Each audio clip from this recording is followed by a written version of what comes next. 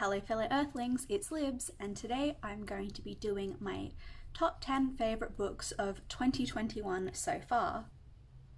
Oof, the sun is actually coming out. Yay!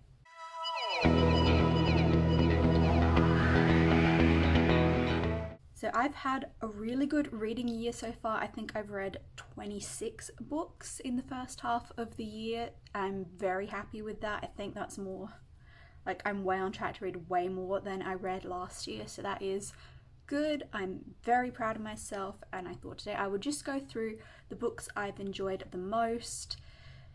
It's very weird trying to rank them, but I'm using Storygraph now to track all my reading, so that made it a lot easier to kind of see exactly where I've been rating all the books I've been reading and to get my statistics for what types of books I really enjoy and perhaps the types of books that I don't really tend to gravitate towards as much. So when it comes to the types of books I've been reading, I've mainly been going for reflective, emotional and adventurous books. Most books I read are at a medium pace and basically just read anything under 500 pages. It's split pretty evenly. I think I've read 13 books between 300 and 499 pages, and then 11 books that are under 300. I think books under 300 tend to be my favourite. It's just there are so many that are highly recommended that are more. So I don't know. I would like to read more shorter books. I've read 8 non-fiction books so far this year and 18 fiction.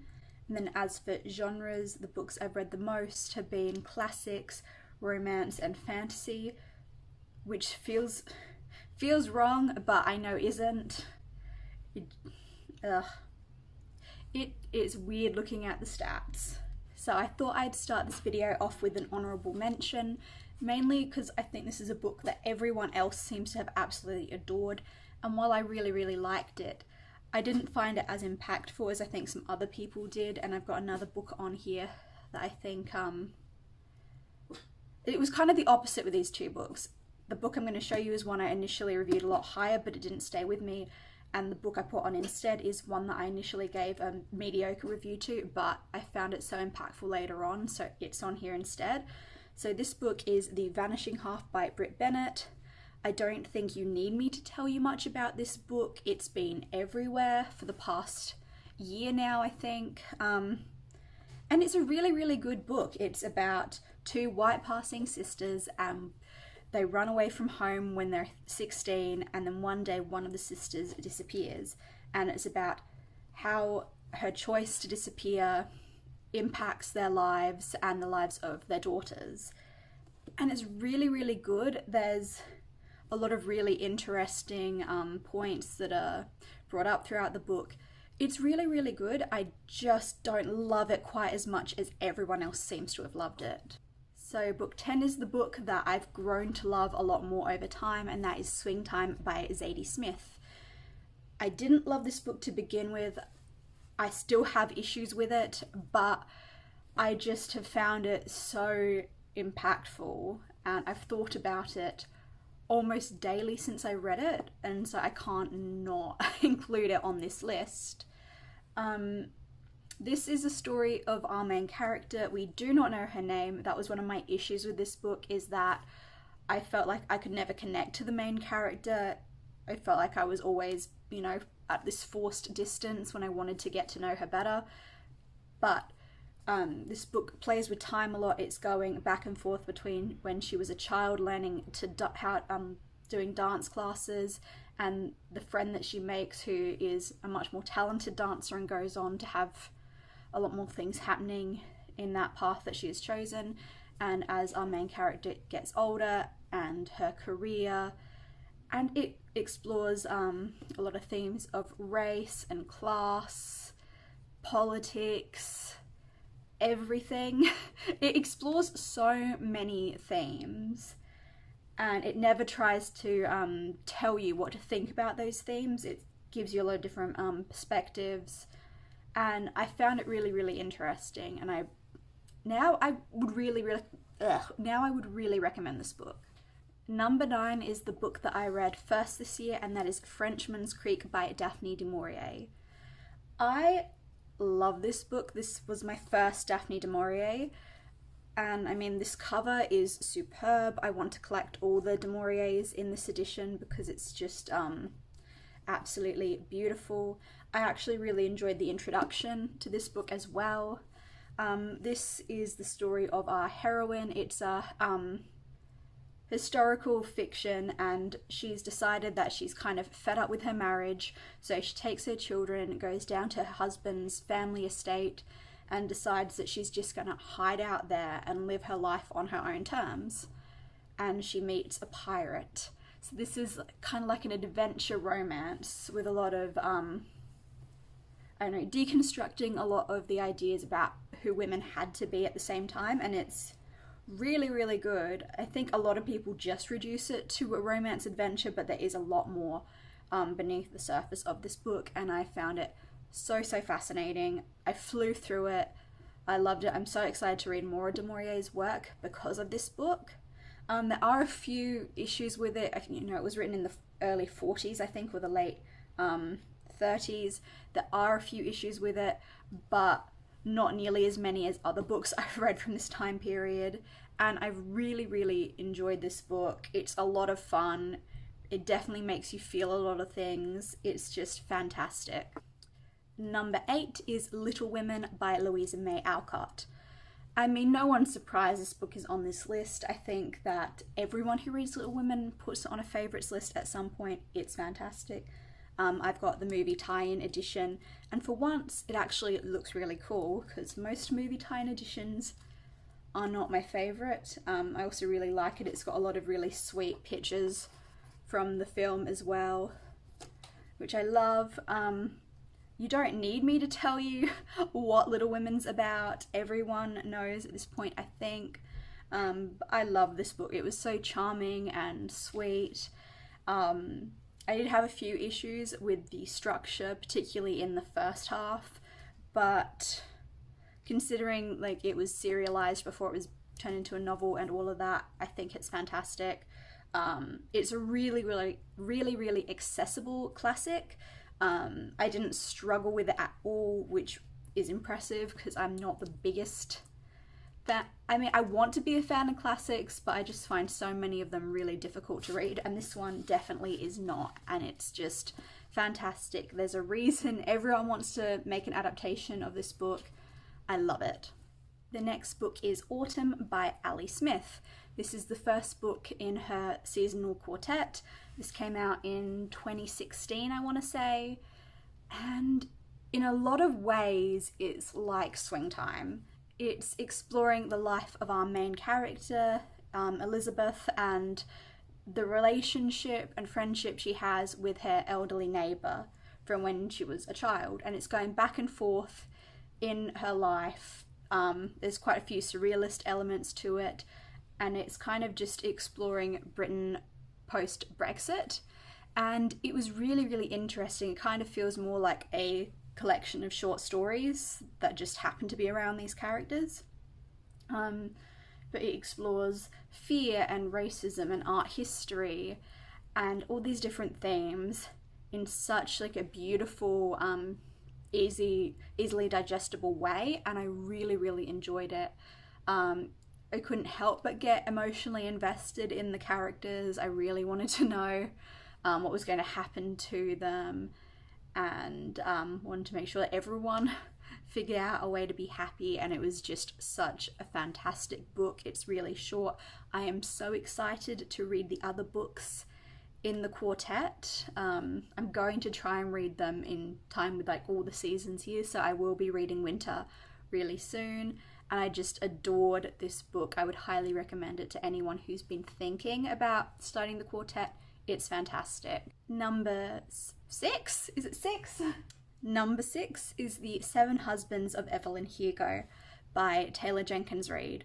I finally got around to reading this book. I feel like it's been on my TBR for like 2 years now, possibly, and like the hype around this book has not died in any of that time. I really enjoyed this. I listened to the audiobook from the library And I absolutely adored this book.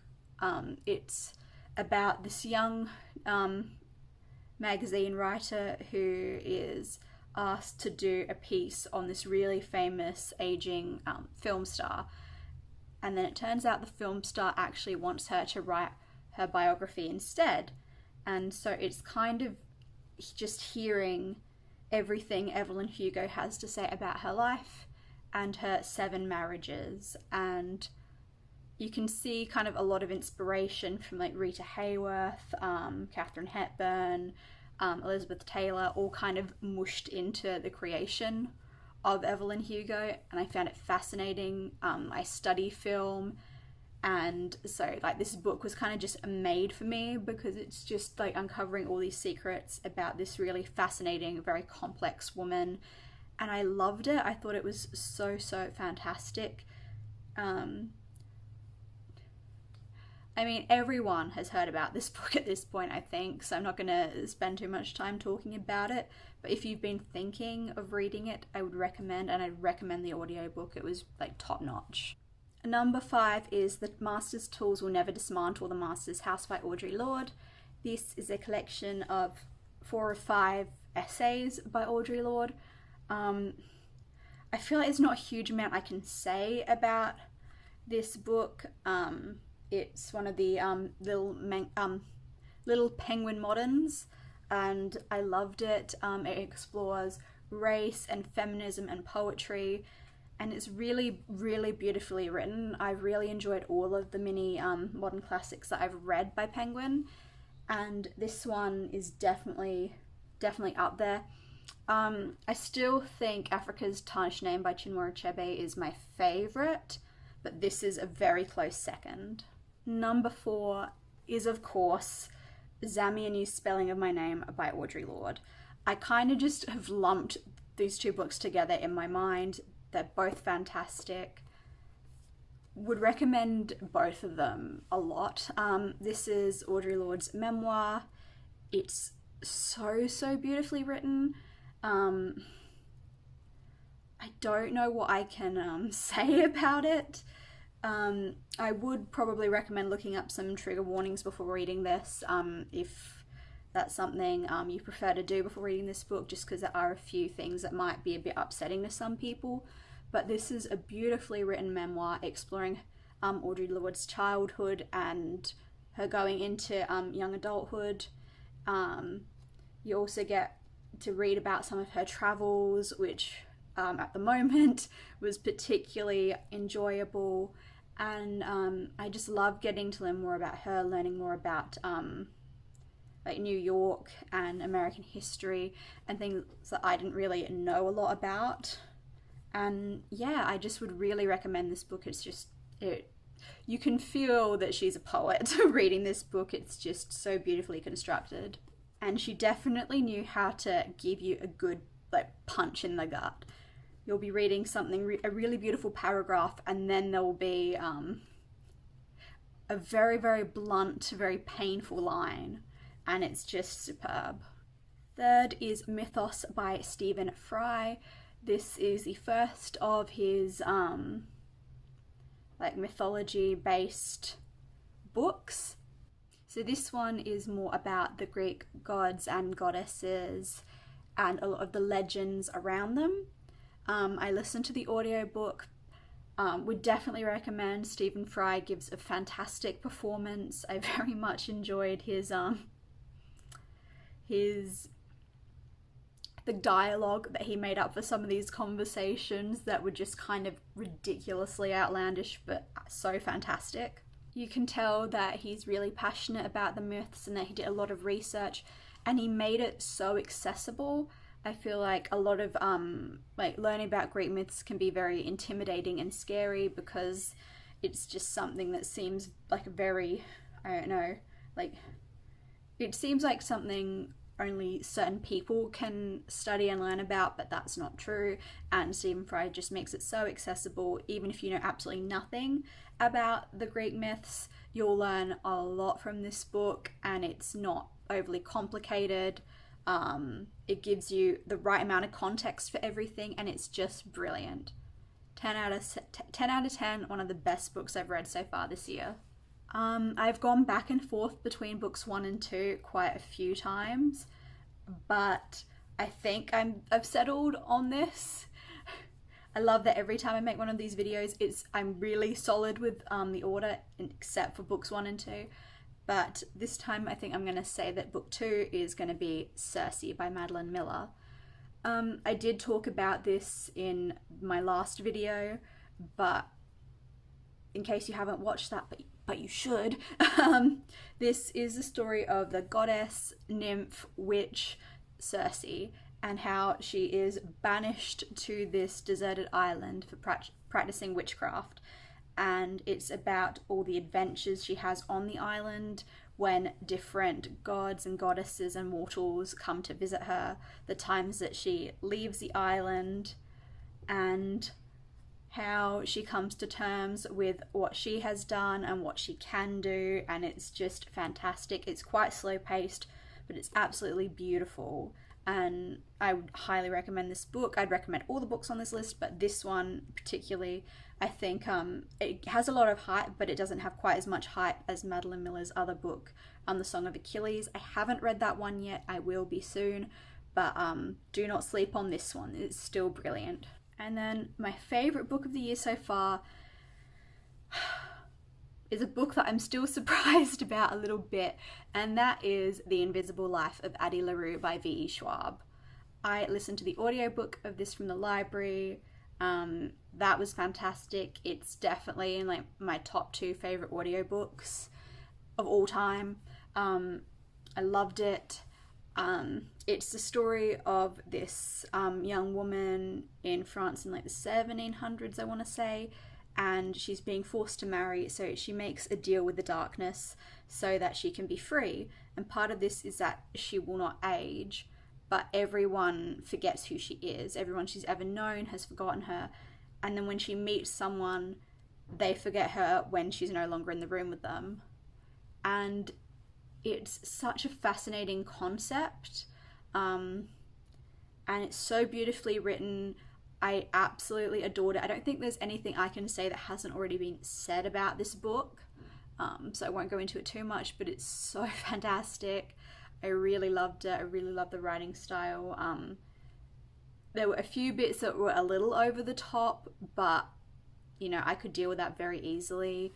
And yeah, I thought it was quite realistic for how you would be acting in that situation, but I know not everyone agrees with that. It just kind of depends.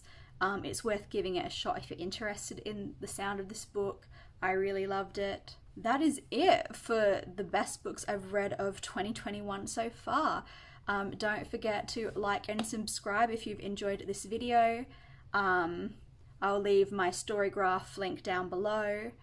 And don't forget to let me know in the comments what your favourite books of the year have been so far, and I will see you next time. Bye.